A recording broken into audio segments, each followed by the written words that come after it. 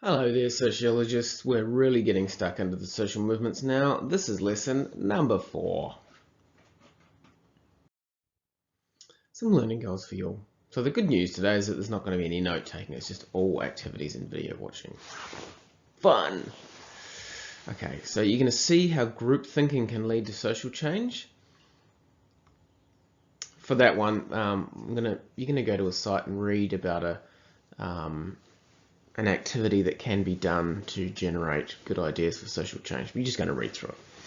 You're going to be able to classify, categorize social changes. So you're going to get a whole big list of social changes and you're going to classify them, sort them into the sheep factors. Are they social, cultural, historical, economic, environmental, political, or technological?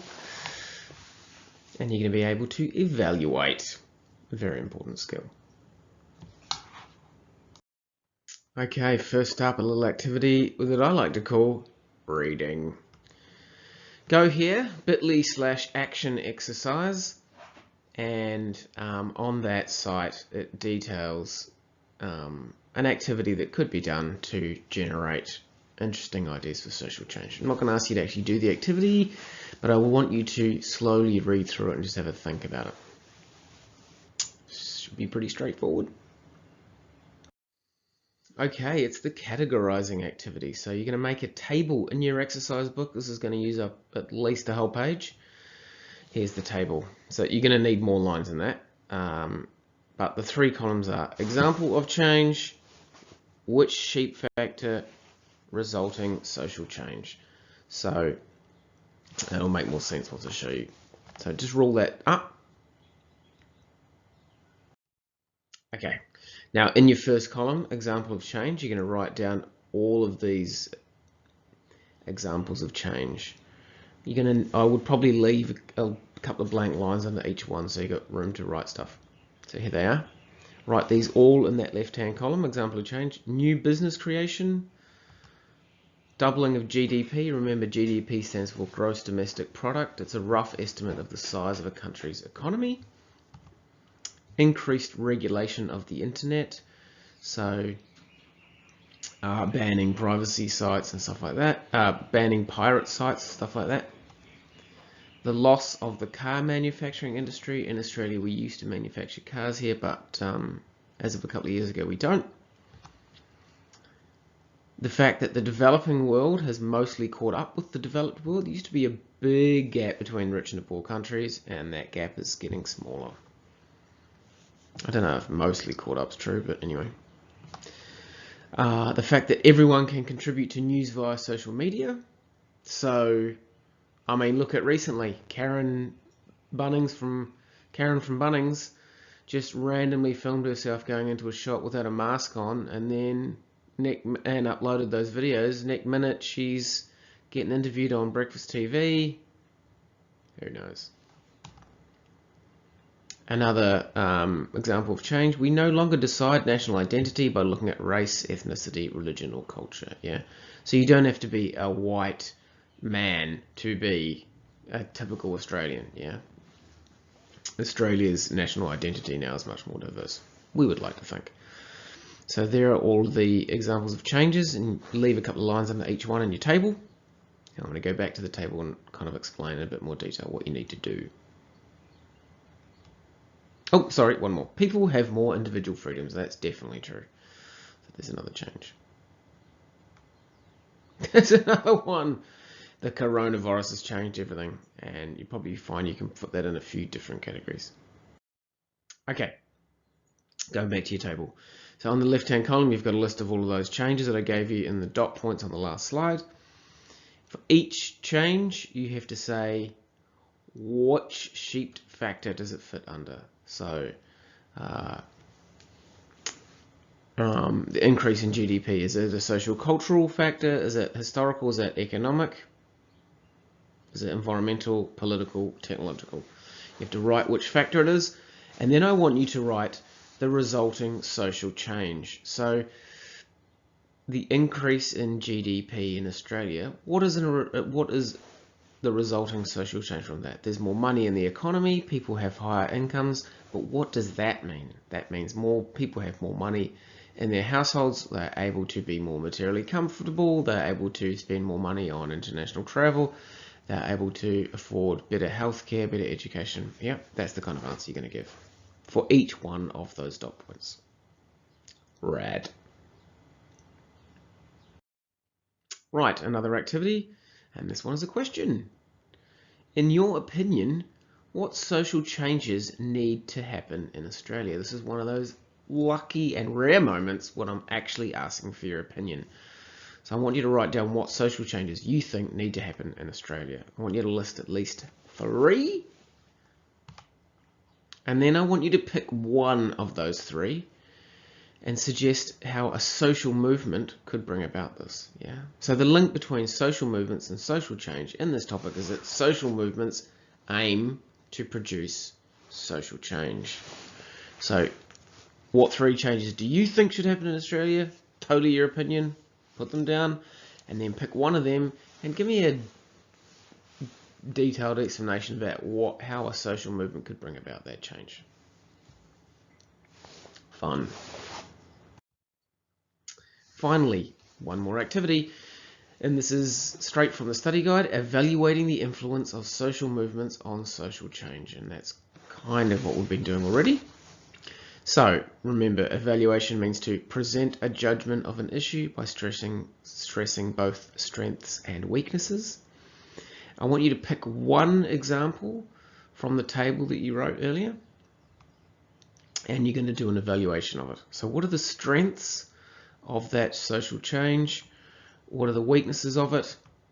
And give an overall judgment. Do you think that overall that social change is a good thing or a bad thing based on the strengths and weaknesses that you identified right there? Yeah. All in your exercise book. Right. As I've been threatening, Noam Chomsky, who's like the granddaddy of social movements, this guy's a total legend. He's super old now. He's like so knowledgeable. He's amazing. Like, I highly recommend that you get obsessed with Noam Chomsky and just watch heaps of his videos on YouTube. The guy is a beast. Anyway, here's him talking about social movements.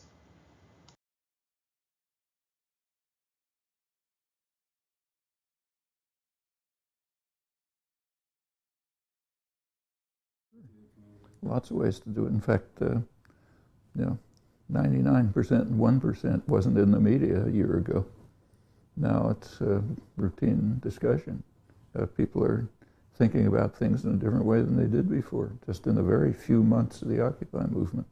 Actually, there's some polls on it, which maybe you've seen. There was, I think, a Pew poll which asked people, has been asking people at various times, what do you think about inequality? And concern over inequality shot up very fast after September, just from the effect of, I assume it's the effect of the Occupy movement, which has just permeated a lot of mainstream discourse. Now that can be co-opting too, so sure, powerful systems will try to incorporate what they see as working and turn it to their own needs, whether it's human rights or you name it. Of course, that's what they'll try to do. So, for example, after the 2008 election, which generated a lot of enthusiasm, there was right after the election, there was the annual conference of the Advertisers Association, whatever they call themselves. And every year they give a prize for the best marketing campaign of the year. And that year they gave it to Obama. He beat out Apple computers. And if you take a look at the business press right afterwards, which was interesting, they quoting executives, CEOs, and so on, and they're very excited about it. They said this is a new model for how we can behave to the public and in the boardroom and so on. We can use this model that worked so well at deluding people in the 2008 election. So sure, they not only ran it, but they learned lessons from it. The use of human rights is quite an interesting case, but it's true of just, like take, say, there was a huge anti-nuclear movement in the early 1980s. It was, like 80 huge demonstrations, millions of people try to get rid of nuclear weapons. And the Reagan administration cleverly co-opted it They came out and said, yeah, great idea, we're all with you against nuclear weapons. Let's have Star Wars. That's how they got the Star Wars thing through, and they defused the movement. Made it sound as if it was opposed to nuclear weapons. Of course, we know what it was, but of course they're going to do that. Can you change the discourse? Sure. I mean, I don't know what I mentioned about the meeting with Lula. I don't know what you were quoting from, but it was kind of interesting. So, for example, this was before he was elected, and he was quite popular. If you looked at opinion polls, he was highest in the opinion polls, but he never won an election. Mostly it was because they were of corruption. You know, the election was bought off for the last minute. There's a huge flood of propaganda, you know, advertising and so on. But I asked him at one point, did he think he ever would be able to win an election if there wasn't corruption and so on? And he said he didn't think it would be possible. And the reason was, what he said is, I know the mentality of the peasants. That's what I come from. And when they go into the voting booth and they ask themselves, could somebody like me run a country? They'll say, no, it has to be one of those rich white guys. So even if they want me, they're going to vote for those other people. A couple of years later, he won. The mentality changed. And it's changed all over Latin America. Indigenous people, poor people, it's just a radical change. So of course it can be done. And the kind of thing that he took me to see in the suburb, which you mentioned, is one of the ways in which it can be done. And there are plenty of others. I mean, in Bolivia, around the same time, about 10 years ago, the mobilization on the effort to privatize water led to a real revolution in the country. The first time, hundreds of years, that the indigenous population has been able to enter the political arena and take over political power. It's kind of interesting the way the governments are reacting. The governments and the corporations still want to privatize water, but they learned that the Bolivian method is dangerous because it led to practically a revolution. They threw out the big corporations and so on. So I was in southern Colombia recently visiting villages, and what the government of Colombia is apparently trying to do is to pick the villages off, or the regions off, one at a time. So if you come into some poor, remote, endangered villages and you give them a line about how great the water will be if we just buy your land up there where the virgin forest is, you can maybe get them to accept it. Although strikingly they're resisting. They're organizing and resisting. But these things, from the point of view of the rich and powerful, class war never stops. It's permanent. They're involved in a constant, bitter class war, very self-conscious. They want everybody else not to participate, but they're always taking part, carrying it out. That's why they're rich and powerful. Next video. Now, it's a fairly well-known fact that social movements, young people get involved in social movements more than old people. And this video has a look at some of the reasons why that is. You guys are young, so hopefully you will get involved in some social movements and make some needed social changes in your area. That will make me happy. Young people have helped drive social movements around the world. From protesting the established order to furthering new ideas, youth are often on the front lines of political and social transformations, hoping to make the world a better place. Reasons for youth participation in movements vary. Compared to adults, youth often have larger social networks, which can serve as conduits for the transmission of ideas and mobilization.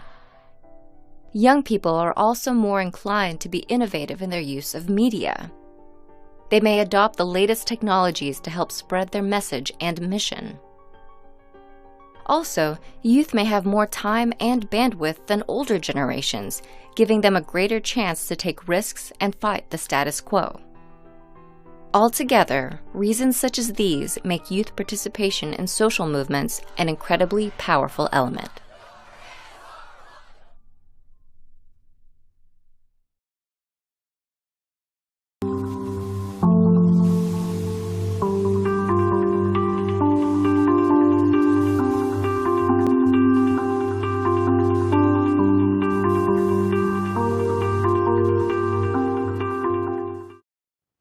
And finally, the reflection activity today is a pretty simple one. I want you to email your sociology teacher, and for my classes, that's me, one question about the content material from the last 4 videos that you would like explained better.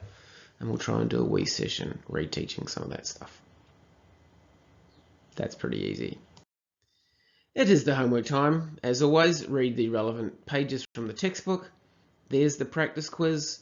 Now for my classes, remember that I can see your name and I can see whether or not you've done that quiz. So please do it. It really only takes about 5 minutes. But I want you to keep doing that quiz. Repetition is good for the memory until you can get 100%. Yeah, doing these practice quizzes once a week is a way better way to memorize content than just cramming right before the exam, and it should stress you out less. Thanks heaps again for getting stuck into my lesson, and always keep it real.